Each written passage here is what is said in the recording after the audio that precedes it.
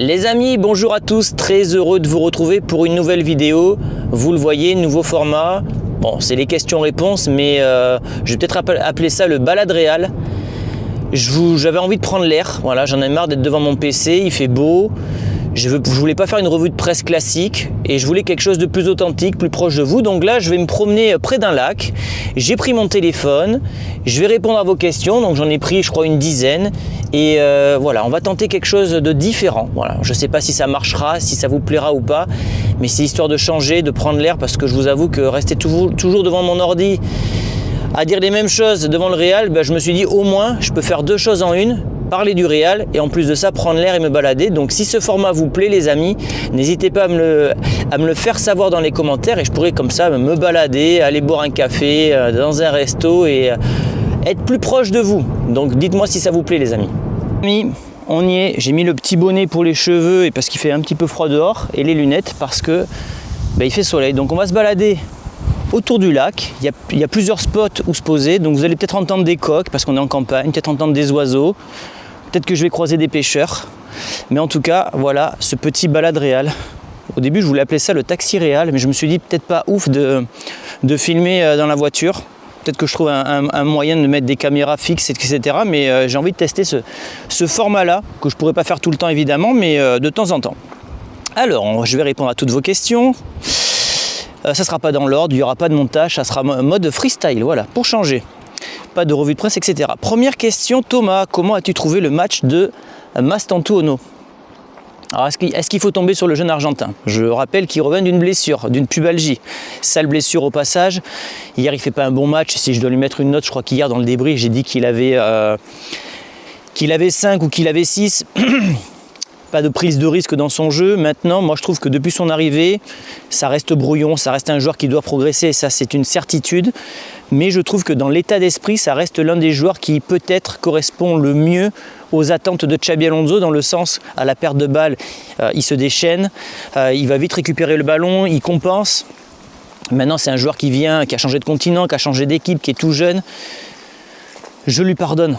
Et en fait, ça va rejoindre plein de choses que je vais vous dire après, mais aujourd'hui, quand on est supporter du Real, qu'est-ce qu'on préfère? Est-ce qu'on préfère des joueurs maladroits, qui vont progresser dans le temps, mais qui écoutent leur entraîneur et qui surtout jouent en équipe? Ou est-ce qu'on préfère des mecs qui vont être certes plus bons, mais avec un ego surdimensionné, qui vont poser problème au vestiaire et qui vont jouer pour leurs pommes et ne jamais défendre?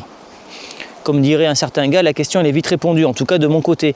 Et donc si on prend 100 personnes qui sont fans du Real aujourd'hui, honnêtement, je pense qu'il y a 75% ou 80% des fans du Real qui vont dire mettez-nous des petits jeunes. Mettez-nous des petits jeunes.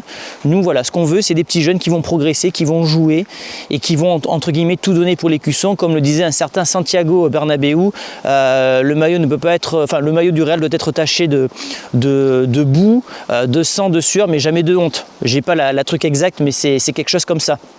Aujourd'hui, nos maillots, ils sont tous blancs parce que les joueurs ne se déchirent pas. Deuxième question, et je vais me poser là, il y a un petit spot. C'est pas une question, mais tenez-vous prêts, Mbappé va être égoïste samedi pour son record. Alors Mbappé, il est à un but du record de Ronaldo. Il est à un but, il a 58 buts. Ronaldo 59 sur une année civile en tant que joueur du Real Madrid. Déjà, c'est une honte, on va dire les termes, c'est une honte qu'il joue le match entier hier et contre Alaves. Contre Alaves, il est blessé à la jambe, il a le doigt cassé, on voit qu'il se tient le genou, etc. Et le mec joue un match en entier. C'est pas sérieux. Alors Xabi Alonso dira oui, mais c'est parce que c'est le seul qui marque, ou en tout cas il marque, ok. Mais à un moment donné, un entraîneur qui a un peu plus de poids, et là j'en reviens toujours à la direction et aux joueurs, il est un petit peu pris en sandwich l'entraîneur, donc il n'a plus de pouvoir. C'est pour ça que je lui donne pas beaucoup de temps à la tête du Real Madrid malheureusement, mais un entraîneur comme José Mourinho ou un Klopp, jamais, ou un Guardiola, jamais il fait jouer Mbappé ces deux matchs entièrement. Et hier, quand Mbappé met son doublé, ou qu'il marque son but, il doit sortir à la mi-temps. Il doit sortir à la mi-temps. Parce que derrière, en deuxième mi-temps, il est fatigué, il presse plus du tout, et ça déséquilibre l'équipe. Alors certains diront, oui, mais Thomas, c'est le seul qui marque.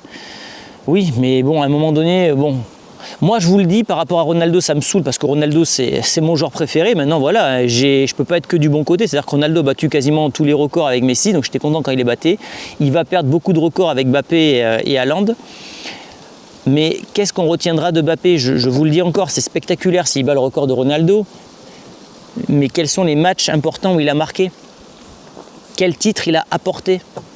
C'est ça en fait le truc aussi. Donc voilà, je ne suis pas sûr que les fans soient vraiment touchés par ce record, en tout cas moi pas personnellement.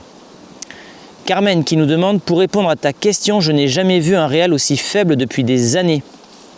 Allez, on va marcher un petit peu. En tout cas, très content, hein. J'espère que ce format va vous plaire, mais moi, si je peux prendre l'air, me balader et en même temps bosser, c'est que du positif. Et comme ça, je vous amènerai voir le coin où j'habite. Alors, pas là où j'habite, mais un petit peu le coin. Là, il y a des signes, je vais vous les montrer. Donc, pour répondre à ta question, je n'ai jamais vu un Real aussi faible. Alors il y a eu une période noire dans les années 2000-2010 quand le Real perdait toujours en 8e de Champions League, qu'il y avait des entraîneurs qui changeaient tous les 6 mois ou toutes les années. Ça, c'était vraiment une période difficile. Maintenant, en termes de niveau de jeu, j'ai pas souvenir. Alors après, j'étais adolescent et j'avais pas le même regard sur le football. Aujourd'hui, j'ai 37 ans. Donc, et puis c'est mon métier d'analyser le Real, donc je suis aussi beaucoup plus dur aujourd'hui que je ne l'étais par le passé. Ça, c'est une certitude. Mais j'ai pas souvenir d'avoir eu un Real qui se faisait dominer par une des trois. En fait, il est là le problème. Pourquoi aujourd'hui il y a un gros souci avec ce Real Madrid? Pourquoi on ne s'attache plus au Real Madrid? Et il y a une question qui d'ailleurs est sur ça. Pourquoi? Parce qu'en fait, on n'arrive à dominer aucune équipe. Alors regardez, là je vais me poser là, et normalement, alors je pourrais pas zoomer, mais normalement, vous voyez les signes, voilà. C'est un super beau spot ici, j'aime beaucoup. Et généralement, quand je fais mon petit footing, je fais le tour du lac, comme ça, plusieurs fois, et c'est kiffant. Donc oui, c'est peut-être le Real le plus pourri qu'on ait vu ces dernières années. En tout cas, ça fait très longtemps qu'on n'a pas vu un Real aussi faible, ça c'est une certitude. L'amour que j'avais, voilà la question, l'amour que j'avais pour le club commence à diminuer de match en match, c'est très grave, nous dit Jeune Américain. Alors, le club, on l'aimera toujours, en tout cas moi je l'aimerai toujours. Maintenant, l'équipe aujourd'hui, pas forcément. Moi, je ne suis pas attaché à cette équipe-là, elle ne me transmet pas d'émotion. Et pour que je sois attaché à cette équipe-là, il faut qu'elle ait les mêmes valeurs que mes valeurs, que les miennes. Et aujourd'hui, je ne vois pas une équipe qui se bat, je vois pas une équipe, je vois que des mecs qui jouent pour leur gueule, pour leur réseau, pour leur stade, pour leur sponsor. Et je ne vois pas des mecs qui jouent pour un blason. Donc, je disais à certains collègues du Real que vous connaissez, voilà, avec qui je tourne très régulièrement pour ne pas les citer, là les gens sont en colère, on est dans une phase de colère parce qu'on n'est pas habitué à voir ça.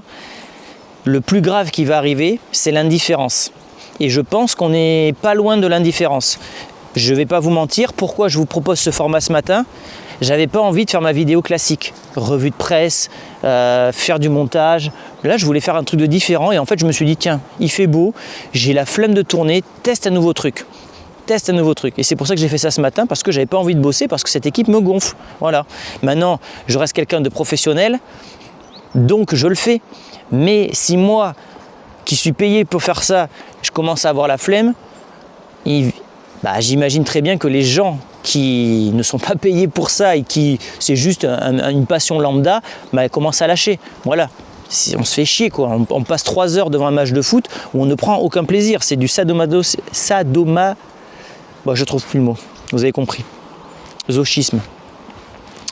Voilà. Xabi a peur et cela se ressent sur son jeu et sa stratégie, nous dit Shadi. Xabi, il est en mode survie. Il est tellement en stress qu'hier, il a confondu Mallorca et Séville lors de la conférence de presse d'après-match. On lui demande, il a commencé à s'exprimer, il a dit le match samedi contre Mallorca. Et il a dit non, qu'est-ce que je dis contre Séville? Le mec a peur, il joue sa tête, il ne fait pas les bons choix.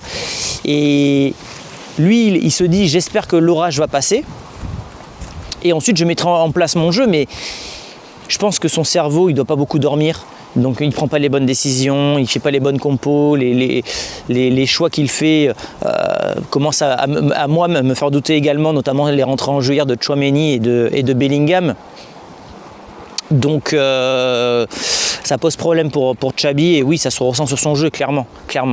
Donc je te rejoins, Shadi, de ce côté-là. Attendez, parce que j'ai mes lunettes, il ne reconnaît pas mon visage. Une apparition dans l'after en tant que chroniqueur, est-ce que ça t'intéresse? Média national. Alors moi je suis ouvert à tout, j'ai jamais fermé de porte dans ma vie. Les médias, j'ai l'impression qu'ils s'ouvrent de plus en plus vers les créateurs de contenu comme moi. Que que ce soit l'after, l'équipe DAZN, moi on me demande d'être chroniqueur à un moment sur un match du Real Madrid, pas commentateur, je ne suis pas commentateur, mais d'être la personne à côté pour analyser le jeu, donner mon avis, etc. Oui, là il y a dû y avoir une boucherie, il y a des plumes partout là. Mais oui, franchement oui, je serai chaud. Maintenant, vous l'avez vu, je développe beaucoup mes réseaux. Là on est plus de 1 200 000 sur tous mes réseaux confondus, donc j'ai vraiment développé entre guillemets la marque Chronique Foot. Et j'ai ouvert ma boutique, vous l'avez vu avec mon premier e-book. Donc déjà merci beaucoup, c'est un moment auto-promo, merci beaucoup à tous ceux qui m'ont fait confiance et qui me soutiennent. Et d'ailleurs, je me permets de vous le dire, je sais qu'il y a des gens qui me laissent des dons, des fois de 10 €, 20 € sur des lives, avec en contrepartie que je lise votre message. Si vous voulez me soutenir d'une autre manière, vous pouvez acheter l'e-book. Vous aurez un vrai produit sur le Real Madrid. Je suis le premier créateur sur le Real, en tout cas en France, à créer un produit autour du Real Madrid. Ça me soutiendra énormément et vous aurez en contrepartie un vrai produit sur le Real interactif qui n'existe pas aujourd'hui sur le marché. Donc j'ai beaucoup d'ambition avec cette boutique-là parce que j'ai d'autres idées derrière, des produits physiques. Le livre devrait arriver, en courant 2026. Donc voilà, mais sinon oui, pour les médias, pourquoi pas. Théo nous dit ne pas sortir Mbappé du tout, c'est à se demander qui dirige. Oui, c'est ce que je disais, je crois tout à l'heure, un Klopp ou un Mourinho l'aurait sorti. Maintenant Mbappé, il est en quête de record. Ça fait partie des hommes qui donnent leur confiance à Xabi Alonso et ça je pense que Xabi il a un atout de poids, c'est que Mbappé est avec lui et je pense que du coup il le remercie, il le fait jouer aussi tout le temps et puis Mbappé c'est vrai qu'il marque non-stop.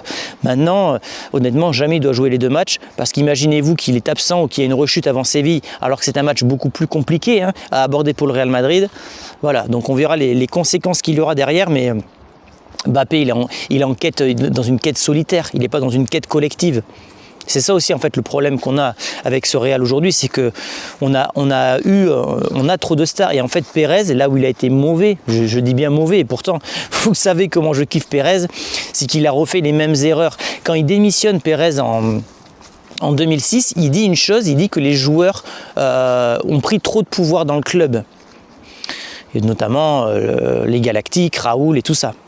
Et aujourd'hui, alors qu'il a été très dur dans une période avec Ramos, avec Cristiano, parce qu'il était plus jeune, aujourd'hui tu as l'impression qu'il est en mode papy gâteau qui va aider ses petits-enfants, qui va leur donner des contrats, tout ça, qui va les défendre.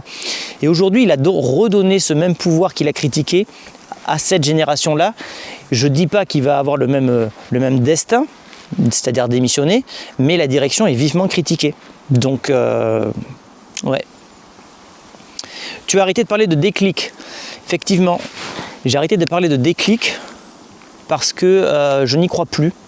Je n'y crois plus avec ce Real Madrid et tant qu'il n'y aura pas une série de 10 matchs avec des bons résultats, avec une façon de jouer proactive, des consignes des entraîneurs qui sont respectées, je ne parle plus de déclic. Je me suis fait avoir, j'y ai cru. J'aime tellement ce club que j'ai aussi une part en moi qui reste toujours un petit peu un enfant, une part de naïveté. Et donc je me suis fait avoir complètement. Alors je me dépêche parce que je vois que mon micro n'a plus beaucoup de batterie. Penses-tu que le club devrait faire un grand ménage parce que c'est vraiment inquiétant? Absolument, le Real doit faire un grand ménage et aurait dû faire un grand ménage pour cet hiver en virant au moins 2 stars pour montrer un message d'autorité et de fermeté en vue des générations futures qui voudront foutre le bordel au Real Madrid. Là tu vires un Valverde et un Vinicius, les prochaines générations qui viendront au Real Madrid se diront je fais gaffe parce que ce Real est capable dans des moments très compliqués de sacrifier le bras pour sauver le corps. Voilà, je ne sais pas si vous avez la ref, mais voilà. Ça ne te semble pas bizarre que l'on montre à la caméra Scolari et Roberto Carlos en tribune? Évidemment, bon, après voilà, c'est que Pérez, il est toujours... Bonjour. Il est en mode diversification des revenus du Real Madrid. Et il ne pense plus aux sportifs, donc aujourd'hui Pérez n'est plus présent et un supporter du Real Madrid se doit d'être présent normalement en tribune, ce qui n'est pas le cas aujourd'hui. Donc oui, ça pose problème. Maintenant, c'est un match de Copa del Rey. Moi, j'attends plus Pérez dans les matchs de Liga. Donc on verra. Il sera là normalement ce week-end parce que c'est au Bernabéu contre Séville. Mais voilà, je check toujours la batterie. Qu'est-ce que j'ai comme question? J'espère que le Real va remporter au moins la Supercoupe d'Espagne, nous dit Moussa. Moussa, tu as l'air d'être un mec super, un mec naïf aussi, mais évidemment que ce Real ne peut pas remporter la Supercoupe d'Espagne avec ce qu'elle montre actuellement. Donc je n'y crois absolument pas. Aujourd'hui, si on me demande mon pourcentage de probabilité que ce Real gagne la Supercoupe d'Espagne, sachant qu'ils vont rencontrer l'Atlético et derrière le Barça, puisque c'est voulu par les créateurs de l'organisation, enfin de la Supercoupe. Ils veulent un Classico en finale, donc à chaque fois ils vont se rencontrer en finale. Donc non, je n'y crois absolument pas. Voilà, même si pour moi tu as plus de chances contre le Barça que contre le Real, avec tout le respect que j'ai pour le Barça, c'est que le jeu proposé par le Barça laisse plus d'ouverture à des joueurs comme Mbappé, Vinicius, etc. Donc je pense que, pardon, je remets mes lunettes, je pense que ce Real a plus de chances contre le Barça que contre l'Atlético Madrid qui va fermer les espaces. Et un Real sans espace, c'est un Real inoffensif. Et dernière question d'Ismaël, enfin c'est même pas une question, c'est un commentaire. Seul point positif, c'est qu'il y a plus qu'un match avant la trêve. Exactement, là je me sens fatigué de mon année 2025. J'ai beaucoup travaillé. J'ai eu de bons résultats, donc ça je vous en remercie, mais fatigué d'un point de vue émotionnel, là c'est... En fait, ce que je déteste dans mon métier, il y a des trucs que j'adore, mais il y a un truc que je déteste, c'est me répéter et de ne pas raconter de nouvelles histoires. Et là, en fait, avec ce Real, je raconte toujours la même chose. Je me plains. Et je ne suis pas un mec comme ça dans ma vraie nature, et donc c'est pour ça qu'aujourd'hui, je suis très déçu de cette... fin d'année 2025 et j'espère qu'il y aura un reset comme Mbappé l'a fait l'année dernière d'un point de vue personnel où il a vécu une année 2024 catastrophique, mais 2025 avait été une bonne année pour lui d'un point de vue statistique, forme. Donc j'espère que le Real fera de même et arrivera à nous surprendre évidemment en allant bien commencer son année et en allant chercher cette Supercopa 2026. Je crois que j'ai fait le tour les amis, je ne sais pas combien de temps dure ma vidéo. J'espère que ce format vous a plu. Si c'est le cas, n'hésitez pas à me le faire savoir dans les commentaires. Et au début, je ne sais pas si je l'ai dit tout à l'heure ou pas, parce que j'ai fait un deuxième tournage parce que j'avais un problème de micro. Je voulais appeler ça le taxi Real et faire ça en bagnole. Mais après, je me suis dit, pas sérieux de se filmer en voiture, ou alors il faudrait que je crée un système avec une caméra fixe. Je ne m'interdis pas de le faire, peut-être même avec un invité, c'est peut-être un truc que j'avais en tête. Mais ça sera... Donnez-moi un nom pour ce format-là. Moi, j'ai appelé ça le balade Real, mais il y aura peut-être des meilleurs noms de votre côté. Mais j'aimerais bien faire ça. Alors, je ne vous dis pas de le faire tout le temps, parce que comme je vous l'ai dit, la météo à Bordeaux elle est capricieuse, mais dès qu'il fait beau et que je peux répondre comme ça à vos questions en mode FAQ, bah, je me dis que ça peut être intéressant. Voilà. Donc si vous avez un nom d'émission comme ça, je serais content de vous faire découvrir certains endroits pas loin de chez moi, comme ça. Je reviendrai même ici quand il fait beau parce que j'adore cet endroit. Et voilà, donc n'hésitez pas à liker cette vidéo, à la booster.